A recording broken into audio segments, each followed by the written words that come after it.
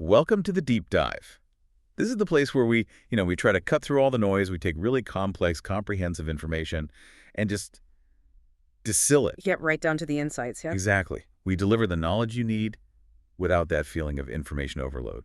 And today, we are moving past all the generic social media charisma hacks. Oh, thank goodness. Right? We're diving into something much, much deeper.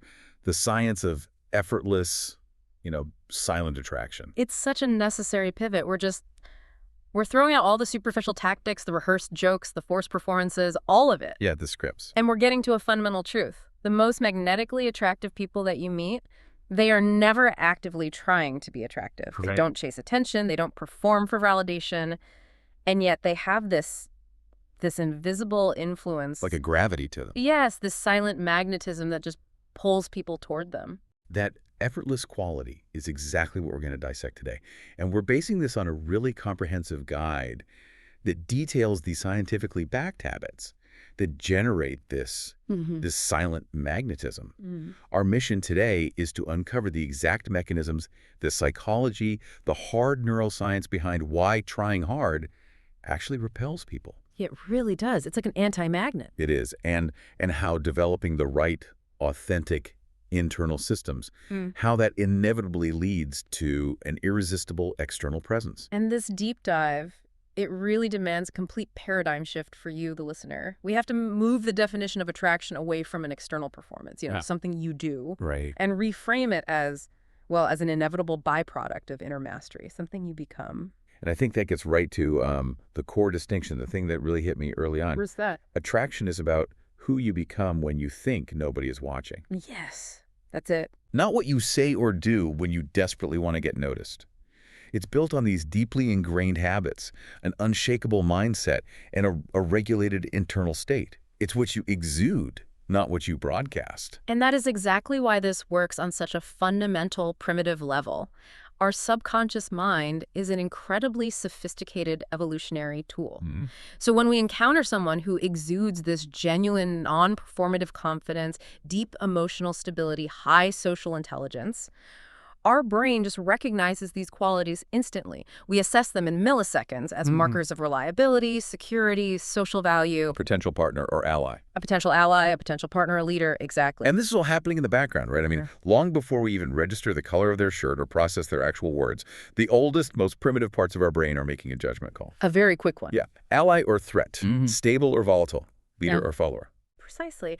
And if the information that's coming from those primitive nonverbal channels signals stability and value, your brain automatically defaults to attraction, to openness. And if it doesn't? Well, if it signals performance or insecurity or anxiety, the brain just defaults to guarded skepticism. And that right there is the entire premise of silent attraction. Okay, so let's unpack what the sources call the flawed focus. This is the biggest mistake most people make.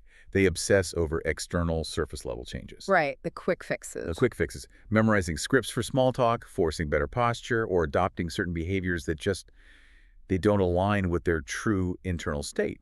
So why is that doomed to fail, like right out of the gate? Because humans are magnificent lie detectors. Yeah. We really are, especially when it comes to social cues. We are exceptionally good at detecting incongruence. Incongruence. Define that for us. Think of it like a poorly dubbed foreign film. The audio just doesn't match the lip movements, Yeah, it feels off. It feels really off. And when your external behavior doesn't match your internal reality, when you're forcing this powerful, open posture, but inside you're just riddled with anxiety or self-doubt, people sense that misalignment instantly. It's that subtle dissonance. You can feel they're playing a role. Exactly. And that dissonance, it's a signal. It signals untrustworthiness or instability to the primitive brain. So silent attraction, it has to emerge from genuine, deep self-development. From the inside out. From the inside out. From a regulated internal state. You cannot effectively fake a calm, grounded presence because the micro signals of your true emotional state will leak out and they will override the performance every single time. The body just can't sustain a lie indefinitely. And the data on this, on how little the actual words matter, that's foundational. We have to talk about Dr. Albert Mehrabian's critical research findings because this is where the focus just completely shifts away from conversational scripts. Oh, it's the absolute cornerstone of understanding social impact. I mean, if you get this one thing, everything else starts to make sense. Dr. Mehrabian's famous research, which focused on communicating feelings and attitudes, it revealed this stunning breakdown of where your influence truly resides. Okay. He found that only a paltry 7% of your communicative impact comes from the actual words you speak. 7%. That alone should shock anyone who spends hours, agonizing over the perfect thing to say on a date or in a job interview. Right. It means you're optimizing for the least influential part of your entire presence. You are. The vast majority of your influence is nonverbal, and it breaks down into two major categories. 38% comes from your vocal qualities. So not what you say, but how you say it. Exactly. Your tone, your pace, your volume, the resonance of your voice, your modulation. The sound, the music of your speech. Precisely. And then the largest slice, a whopping 55%, comes from body language and your overall physical presence, how you occupy space, your posture, your eye contact, those little facial micro-expressions, and how you move. So if we step back and look at that whole picture, 93% of your social impact, of the initial attraction, of forming trust, it has absolutely nothing to do with the specific content of your conversation. Nothing. It is entirely about how you embody yourself and the energy you project. Which is why we call it silent attraction. It works beneath the level of conscious language, and the reason this nonverbal communication is so incredibly powerful is rooted in the neuroscience of assessment. Okay, this is where the Harvard research comes in, right? It confirms our brains aren't just passively receiving information. We are actively, constantly scanning for social signals of value. So what's the main neurological mechanism at play here? It's largely driven by a fascinating part of our brain, our mirror neurons. Mirror neurons. These remarkable structures, they're situated throughout the brain, and they allow us to unconsciously mimic and evaluate the emotional states and behavior of other people we observe. They are the mechanism of human empathy and, critically, social prediction. So if I see you holding a confident, relaxed posture, my mirror neurons aren't just registering the posture. Right. They're unconsciously mimicking that internal feeling of calm and stability. That's it. Your brain is running a simulation. Wow. And it's evaluating whether that state is beneficial or safe for me to be around. That's exactly right. And your brain is picking up hundreds of microsignals instantly. And it's a very high-resolution analysis. It registers micro-expressions that last a fraction of a second. The slight tension in someone's jaw, the rapidity of their breath, the steadiness of their movement. All the stuff you'd never consciously notice. Never. But these signals immediately inform your brain whether someone possesses competence, emotional stability, or maturity, this embodiment. It creates an immediate subconscious impression of high social value and attractiveness. Which makes the shift to nonverbal mastery. Yeah. And that idea of congruence, which the sources detail, absolutely essential. If you can't fake it, you have to truly become it. The foundational requirement is total congruence between your internal state, your thoughts, your emotions, your intentions, and what your body is expressing. Okay. Trying to fake powerful behavior when you feel inadequate is it's like trying to hold a heavy beach ball underwater. It's going to pop up eventually. It always pops up. The microsignals of the true internal state will inevitably leak, and that leakiness is what people subconsciously sense as insecurity. Okay, let's talk about those leakage points. Specifically in facial and vocal cues. We all talk about smiling, but the source makes this great distinction between a genuine smile and a forced one. The difference is profound, and it's biological. A genuine smile is known scientifically as a Duchenne smile. A Duchenne smile. Yes, and what distinguishes it is that it involuntarily engages the muscles around the eyes. The orbicularis oculi, if you want to get technical. It creates that slight crinkle, the crow's feet. Ah, the smile in the eyes. Exactly, and that muscle activation is difficult, if not impossible, to fake convincingly because it's generally linked to a genuine, deep, emotional experience. And a forced smile. What's that look like? A forced smile, what we often see in, superficial social settings, it only uses the muscles around the mouth. The lack of that critical eye engagement is immediately recognized by the subconscious as inauthentic, even if the conscious mind can't articulate why it feels a bit cold or off. And vocal presence is just as revealing. How does genuine confidence actually manifest in the voice? It's signaled by depth and resonance. An attractive voice is grounded. That means the sound is generated from the diaphragm and the chest, not constricted up in the throat. Which is what happens when you're nervous. When you're nervous or anxious or you're trying to rush, it creates tension in the vocal cords. And that results in a higher, shallower, or faster delivery. A deeper, moderate, resonant voice signals that the speaker is relaxed, regulated, and just comfortable taking up their space. That immediately addresses the pace issue, too. Rushed, fast-paced speech is such a clear anxiety signal. It really is. It says, I'm worried about maintaining verbal output, or maybe I'm afraid you'll interrupt me before I can finish proving my point. And that anxiety is a powerful repellent. The attractive vocal presence is moderate, it's measured, and it allows for clear articulation. Which brings us back to the most powerful nonverbal vocal tool of all. Which is? The strategic use of silence. Strategic pauses. I love that framing of it as an active choice, not a mistake. Yes. It is not quietness born of awkwardness. It is an active demonstration of self-assurance. When you don't feel the need to fill every single second with noise, you project a deep internal security. It allows the listener to actually process what you've just said, which increases the impact of your words. It also demonstrates that you're not anxious about their potential judgment or about maintaining the conversational flow. You trust that the conversation will resume when it's ready. You're just comfortable existing in that moment. Exactly. So the ability to stop talking and hold space comfortably for a few seconds is actually a high-value nonverbal signal.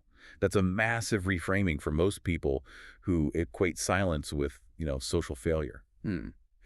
So that effortless magnetism we've been talking about, it flows from a truly singular foundation. Yeah. Presence and energy management. And the source defines true presence in a way that really flips the scripts on conventional definitions. It's not about demanding attention. No, it's about projecting stability. Stability. True presence is defined as being fully engaged mentally, emotionally, and physically with the current moment and the people in it.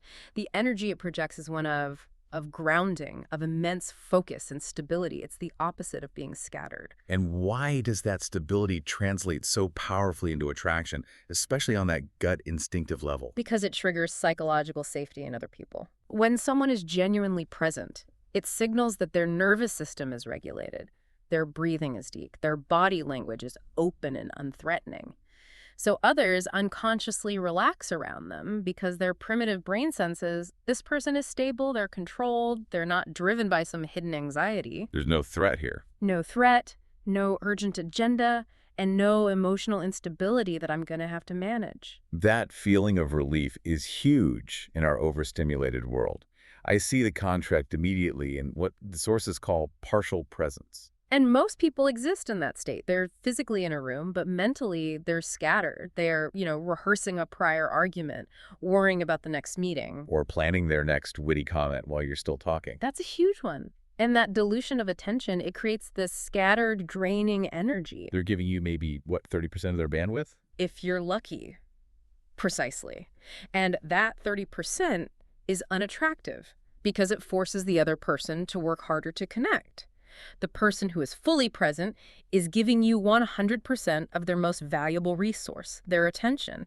And that focus is immensely magnetic. So to cultivate that, we need to internalize these 3 pillars of energy management. Yes, these are the internal systems. Okay, let's break them down. The first pillar is emotional regulation. This is the skill of maintaining your emotional equilibrium regardless of what's happening externally, and it signals extraordinary psychological maturity. So attractive people aren't easily triggered by minor inconveniences, a traffic jam, spilled coffee. Or harsh criticism. They don't allow other people's negative moods to hijack their own internal state. And this stability is critical because it signals reliability, right? That the pressure is on, this person will remain the eye of the storm. Absolutely. It allows others to feel safe being authentic and vulnerable around you because they know you won't suddenly become defensively volatile. So how do you develop that? It starts with recognizing the physiological link of emotions. Emotions aren't just mental concepts. They are embodied experiences. They affect your heart rate, your breathing, your posture. So learning to identify the early physical signs of emotional activation, the slight quickening of breath, the clenching of the jaw, that's the intervention point. Ah, so you catch it before it takes over. You catch it early, and that allows you to choose your response before the emotion controls your behavior. Which moves us smoothly to the second pillar, which is really the foundation of the physical architecture, conscious breathing. It seems so simple, but it's deeply linked to our stress response. It is the most powerful and immediate tool we have. When we are stressed or anxious, we naturally revert to shallow, rapid chest breathing. The fight or flight breathing. Exactly. It activates the sympathetic nervous system, the fight or flight response. The body believes it's under attack, which results in anxiety and reactivity. So even if we're trying to look calm on the outside, if we're breathing quickly and shallowly, our body is broadcasting stress. That's the silent signal. Conversely, deep, slow, diaphragmatic breathing system. Breathing from your belly activates the parasympathetic system. The rest and digest system. The rest, digest, and clear thinking system. This practice provides the physical foundation for stability. Attractive people often have unconsciously steady, slow breathing patterns that signal a state of internal well-being and control, which other people pick up from across a crowded room. You can literally breathe your way into a more regulated, attractive state. Okay, the third pillar, attention control. This feels like a superpower in the digital age where every notification is designed to just shatter our focus. It is the ultimate modern scarcity. Where you choose to place your attention dictates the quality of your presence and therefore your magnetism.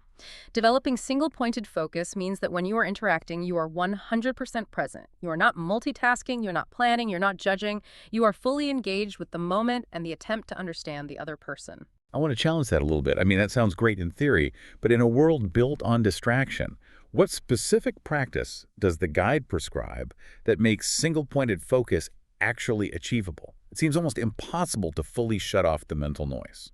That's a very fair challenge, and the answer lies in treating attention like a muscle that requires deliberate exercise. The prescribed method is essentially single-tasking meditation. Okay. It means choosing one focus, the other person's narrative, the task at hand, and gently, non-judgmentally bringing your attention back every single time it wanders. The guide stresses that true attention control isn't about never being distracted. That's impossible. Right. It's about reducing the delay between being distracted and returning to the focus. Okay, that feels more achievable. And when you project that level of complete, dedicated attention, that 100% focus, the sources note that the effect on the other person is intoxicating. It is. People are so accustomed to fractured, partial attention that when they experience someone's full presence, they leave the interaction feeling genuinely heard, validated, and energized. You essentially become a source of positive energy because you amplified their sense of self-worth simply by paying attention. And we have to address the final component here, physical awareness. Yeah. It's the constant, non-negotiable broadcast system. It is. Your body is communicating 24/7. When your body holds tension, hunched shoulders, a tight jaw, contracted stomach, it's communicating anxiety, defensiveness, and insecurity. Right. If the body is relaxed, open, and grounded, it signals confidence and ease. Developing physical awareness means actively scanning your body and consciously releasing that unnecessary tension. So the goal isn't rigidity. It's more like grounded presence. Maintaining alertness and focus, but releasing the chronic tension that signals stress. Precisely. The integration of emotional regulation, controlled breathing, and physical awareness. That's what creates that rock-solid, stable energy. It's an authentic expression of an internally stable state, which is why it requires zero performance effort and is inherently attractive. Okay, so moving from that foundation of grounded presence, let's explore how that internal state translates into irresistible, high-value communication. The discussion on the power of strategic silence completely reframes what we think of as conversational skill. It really does. Silence is one of the most immediate and profound confidence signals. When a person feels compelled to fill every single moment with words, they are often operating from insecurity. A fear of being judged. A fear of being judged, a need to prove their value, anxiety about awkwardness, something. Comfort with silence projects the quiet confidence that you don't need to perform or prove yourself through constant verbal output. It also gives your words so much more weight. If you speak thoughtfully and sparingly, your statements automatically gain significance. They do. If you're constantly talking, everything you say has an equal low value. But if you use strategic silence, pausing before a key point or allowing a space after a powerful statement, your words land with greater authority. And more than that, silence creates crucial space. It allows the other person to think, to process, and to share more deeply, which is the fast track to fostering intimacy and connection. And that ability to create space through silence transitions perfectly into the art of deep listening. Yeah. This is so much more than passively waiting for your turn to talk. Oh, this is an active, engaged, energetic process, and it has profound neurological consequences. We're talking about the oxytocin connection. It's a bonding hormone. The bonding and trust hormone. When someone feels truly heard and deeply understood, their brain releases oxytocin. This response creates immediate trust, deep connection, and a positive association with the listener. So it's not just that they feel heard. That oxytocin response actually trains their brain to seek out your presence again. It makes you literally and chemically addictive in a positive sense. That's the powerful, often overlooked feedback loop.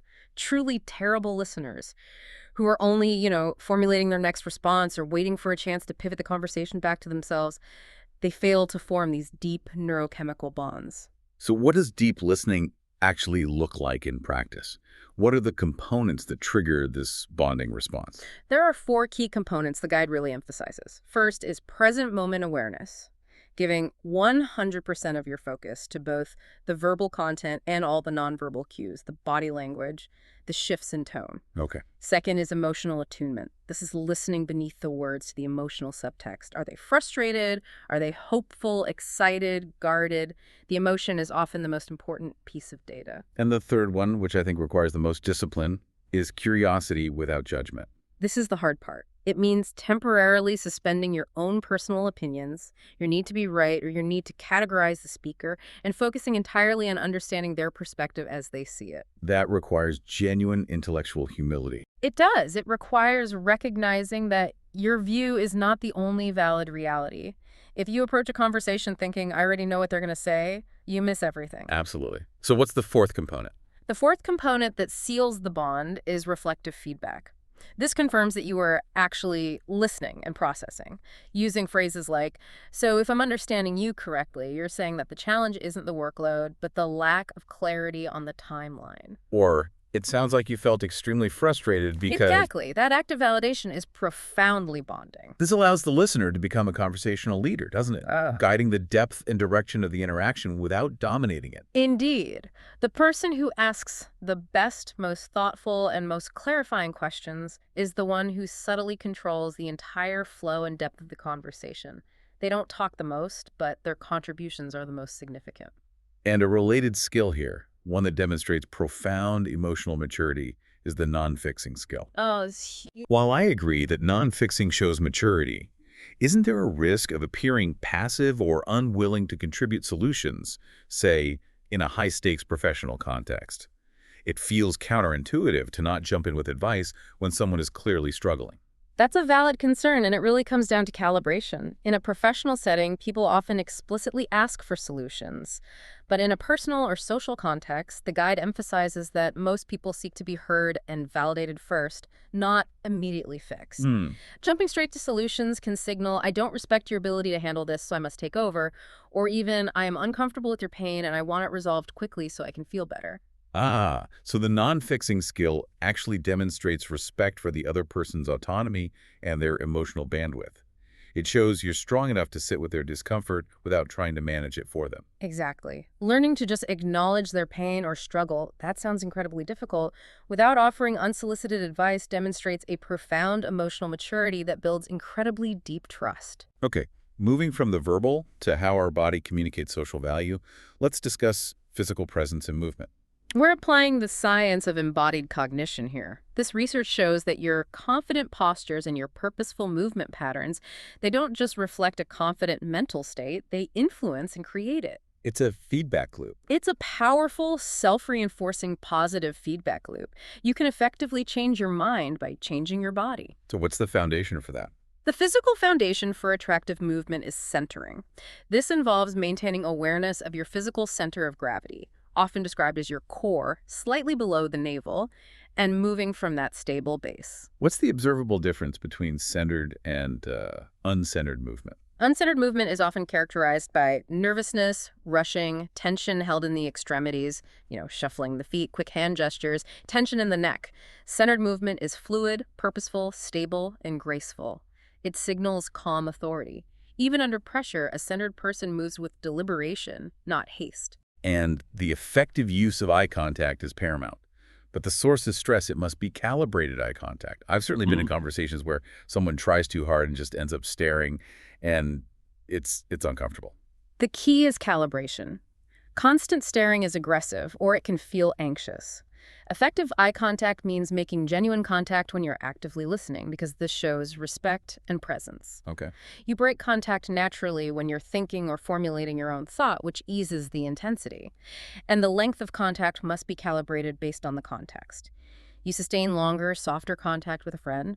You use briefer, more direct contact in a large meeting to signal attention without creating pressure. I've heard of the triangle method for professional settings, looking at the speaker's eye, then their mouth, then the other eye in a slow triangle motion. It makes your gaze look engaged without being, frozen.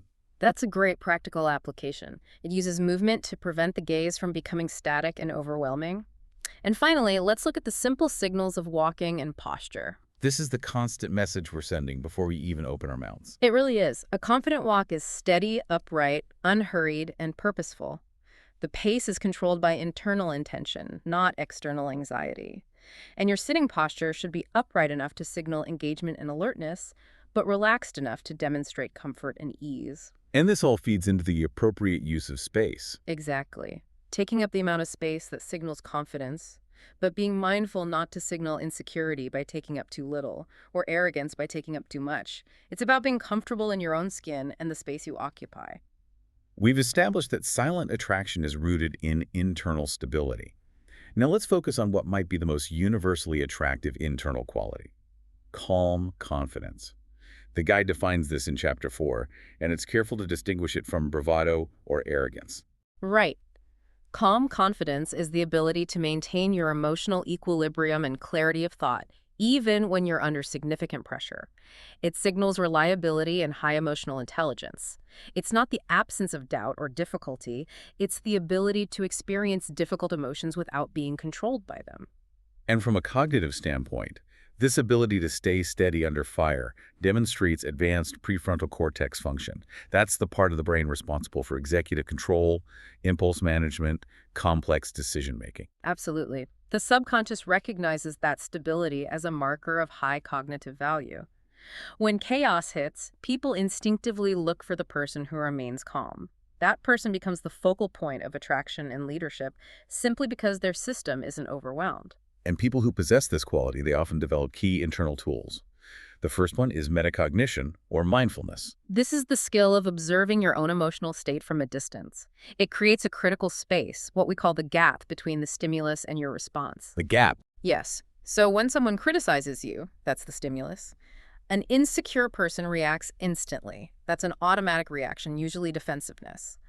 A metacognitive person observes that internal surge of defensiveness and consciously chooses a different intentional behavior. It allows for chosen behavior rather than automatic reactive behavior. Exactly. And the sources point to powerful physiological tools, too. We mentioned confident posture earlier, but the research from Harvard Business School on power posing is truly transformative because it shows we can actively create confidence, not just reflect it. Okay, let's detail that technical link. Mhm. How does posture physically change our neurochemistry? The Harvard research found that adopting expansive, confident postures, even for just 2 minutes, can measurably impact your hormonal levels. Specifically, it can increase testosterone, which is the hormone associated with confidence and assertiveness, and simultaneously decrease cortisol, the primary stress hormone. Wow. So you're not just faking it until you make it. You are literally wiring a temporary state of genuine confidence into your body through your physiology. That's powerful. You are changing the internal chemistry that others are reading nonverbally. And the third tool is stress inoculation. This is like emotional exercise. Just as you expose yourself to physical strain to build muscle, you have to gradually expose yourself to manageable social and emotional challenges. Difficult conversations, presenting a complex idea, managing conflict. This builds tolerance and hones your response skills so that when a real crisis hits, your system doesn't shut down. But where does this resilient, calm confidence actually come from? I mean, where does it originate? Chapter 7 grounds it firmly in confidence through competence. It's not built on affirmation, it's built on evidence. True confidence is a grounded reality, not manufactured bravado. It emerges from building a verifiable track record, developing real, demonstrable skills, whether they're professional, creative, physical, or emotional. When your self-perception aligns with the accumulated evidence of your abilities, your confidence becomes deeply rooted and unshakable.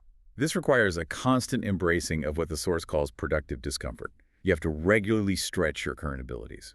You have to live just outside your comfort zone, but without entering the panic zone.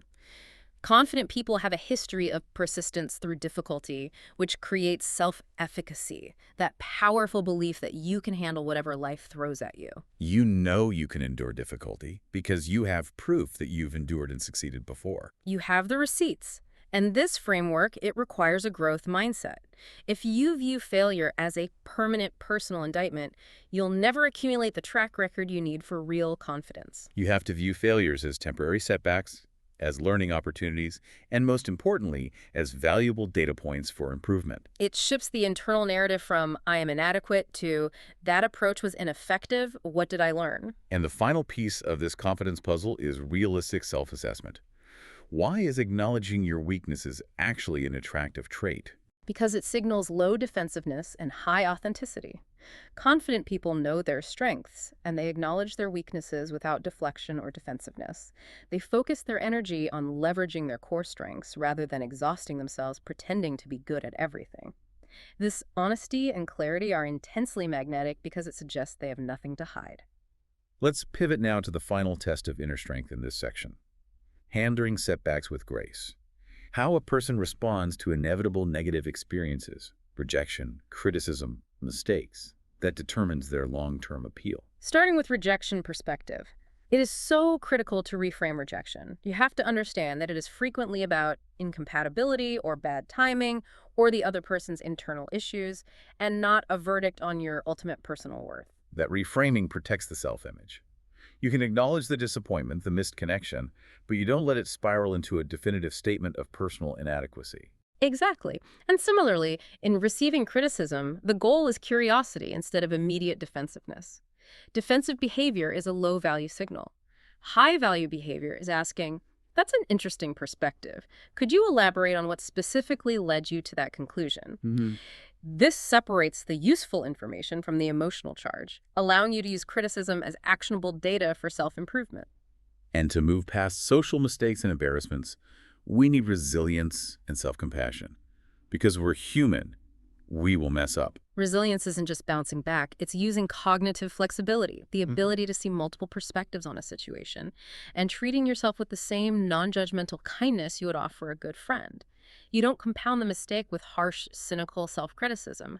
That internal kindness allows you to rapidly learn, forgive yourself, and move forward with your confidence intact. Okay, the next layer of silent attraction is how all these internal systems manifest in our interactions, what the guide calls authentic social intelligence.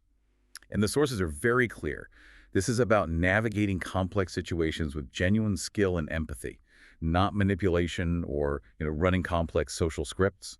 High social intelligence relies on perceiving multiple layers of awareness simultaneously. There's the surface level, which is the words being spoken.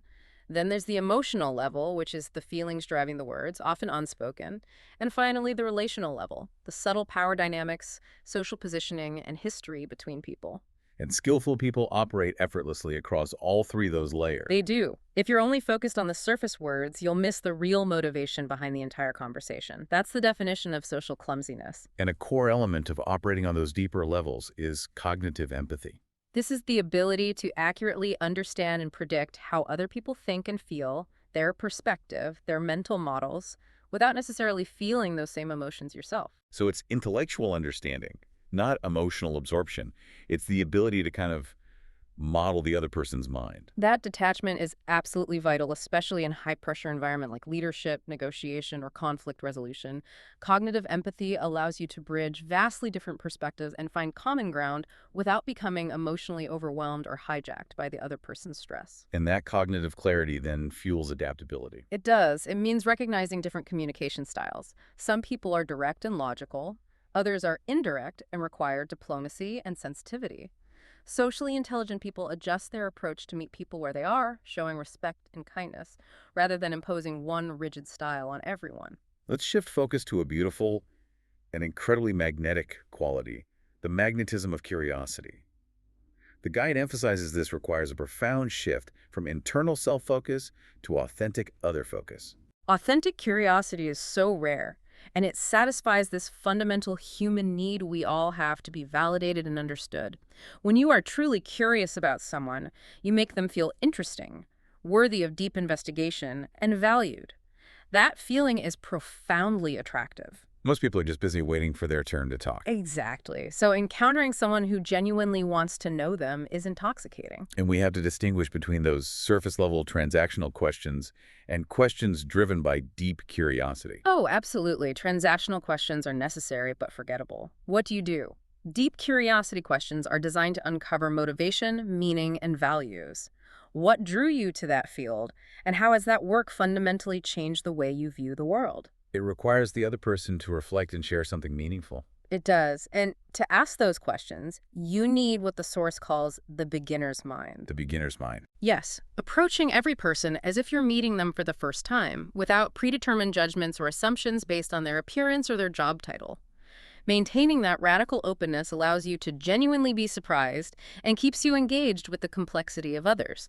Curious people are magnetic because they are mentally alive and constantly learning. Let's discuss connection without neediness. The most powerful attractive quality is the ability to form deep connections while maintaining complete internal independence. This is so critical. Neediness operates from a scarcity mindset. It's the feeling of, I need this relationship or this validation to be okay. This pressure repels people because it creates an emotional obligation for them. Right. Secure attachment or emotional independence operates from an abundance mindset. I'm whole on my own, but I choose to engage with you. You connect from a place of choice, not desperation. And this abundance mindset is heavily supported by the skill of differentiation. This is a complex psychological concept, so we need to define it fully. A differentiation is the ability to remain yourself, your core values, your interests, your goals, even when you're in close proximity or in conflict within a relationship. It means you don't engage in what's called fusion or codependency, where you lose your identity, change your beliefs, or sacrifice your well-being simply to gain approval or maintain peace. So someone who is highly differentiated is magnetic because they're secure enough in themselves that they don't threaten the independence of the other person. They are a whole person looking for another whole person, not half a person looking for someone to complete them. Exactly. That security signals immense strength and emotional maturity. And this independence enables presence without agenda. You approach interactions with genuine openness, allowing relationships to develop organically without trying to force, manipulate, or shortcut the outcome. And that lack of pressure is hugely attractive. It is, because others can relax and truly be authentic around you, knowing you aren't trying to extract something specific from them. Finally, let's turn to the most sophisticated form of social intelligence. Reading group dynamics. This is about assessing the environment beyond just a one-on-one. You're not just focused on your self-performance.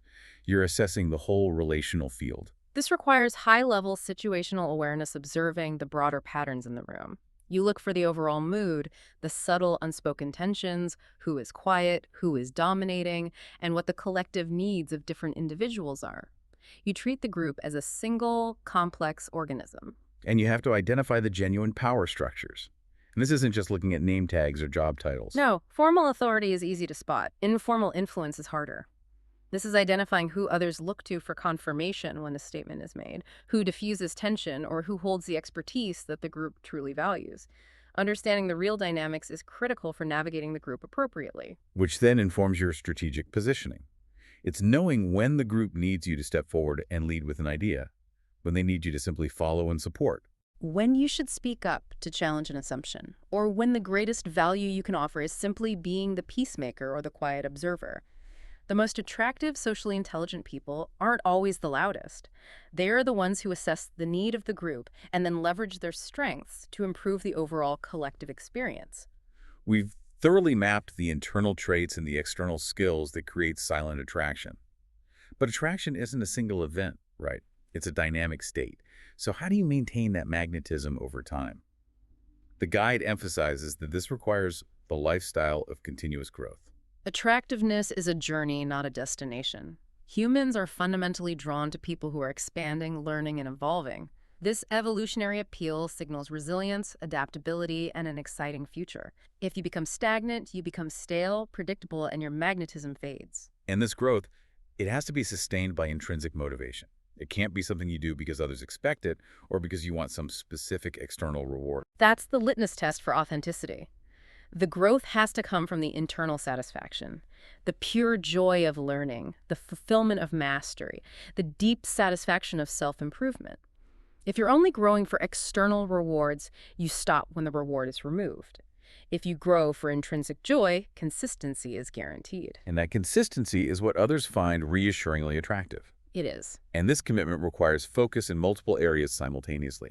What are the key areas the sources highlight? They emphasize maintaining active engagement in 4 complementary areas. First, enhancing emotional intelligence, which is deepening your self-knowledge. Second, broadening cultural knowledge, which keeps you relevant and interesting. Third, practicing creative expression to keep your mind fluid and generative. And fourth, maintaining physical health. And physical health in particular provides the discipline and reliable energy that spills over and just amplifies confidence in every other aspect of life. It really is the foundation. And once these internal systems are established, the next layer is how they manifest as tangible behaviors, which the guide summarizes under the principles of social magnetism. These are the behaviors that make people actively seek you out. Okay. First is positive emotional contagion. Socially magnetic people consistently embody a positive, stable, and regulated energy that others unconsciously mimic. You become a refreshing break from the stress and anxiety of the world. You offer an elevated emotional state simply by being present. Second is unconditional positive regard. And this isn't blind agreement, but rather approaching others with a fundamental baseline acceptance and appreciation for their humanity. It means making them feel fundamentally valued regardless of their performance or their status. When people feel accepted without conditions, they relax, they open up, and they inevitably associate that positive, safe feeling with you. Third is social generosity. This is about actively seeking ways to add value to others, whether it's support, useful knowledge, positive energy, without keeping score or expecting an immediate return. Generous people who give freely without expectation are perceived as high value, secure, and abundant. It signals that they have so much internal resource that they can afford to give it away. And fourth is social leadership. And this isn't about being in charge, but taking responsibility for improving the group experience. Whether that means initiating a positive interaction, diffusing unspoken tension, or simply modeling the engagement and presence you want to see, it's the willingness to gently guide the social situation toward a better, more positive outcome. The final stage of this journey is integration and mastery. This is when the effort drops away. Yes, detailed in the final chapter. This is the moment when all the previously practiced skills, conscious breathing, deep listening, metacognition, they become automatic expressions of your core identity. This is effortless excellence. You stop thinking about using techniques to be attractive, and you simply are attractive because those behaviors are now inseparable from who you are. And that mastery leads to the highest, most sustainable form of appeal, attractiveness as service. True magnetism is not about what you can get from others, it's about what you contribute to their well-being and happiness. When you make others feel better about themselves, more seen and more alive in your presence, attraction emerges naturally and powerfully as a byproduct of your positive impact on the world. So the ultimate goal, then, isn't reaching some static finish line of being attractive. It's the enduring commitment to ongoing growth. You are always becoming something dynamic and expanding, which ensures you remain interesting, inspiring, and magnetically vital throughout your entire life. What a profound and, I think, necessary deep dive. To recap the core message, silent attraction is not a performance you switch on and off. It is built entirely on developing deep internal stability, calm confidence, sophisticated emotional regulation, and deep self-knowledge. Which then naturally expresses itself through highly refined external skills, strategic silence, deep listening, purposeful presence, and authentic curiosity. It's an authentic internal shift, not an external exhausting performance. And I think the most important takeaway for you, our listener, is that every single one of these qualities we discussed today, from regulating your breathing to practicing non-fixing, is not an innate personality trait. These are all learnable skills. It's skills. Consistent practice rewires your nervous system, it reshapes your identity, and it transforms your presence in ways that create genuine, sustainable magnetism. So let's leave you with this final provocative thought to consider. based on the foundation of the sources we explored today. If 93% of your communication impact is nonverbal, your posture, your tone, your presence, what unconscious, uncomfortable habit are you signaling right now that might be unnecessarily guarding you? And what single conscious change in your posture or your diaphragmatic breathing could entirely shift the social dynamics of your very next interaction? Something potent to mull over and perhaps practice in the quiet moments. We'll catch you next time for the next deep dive.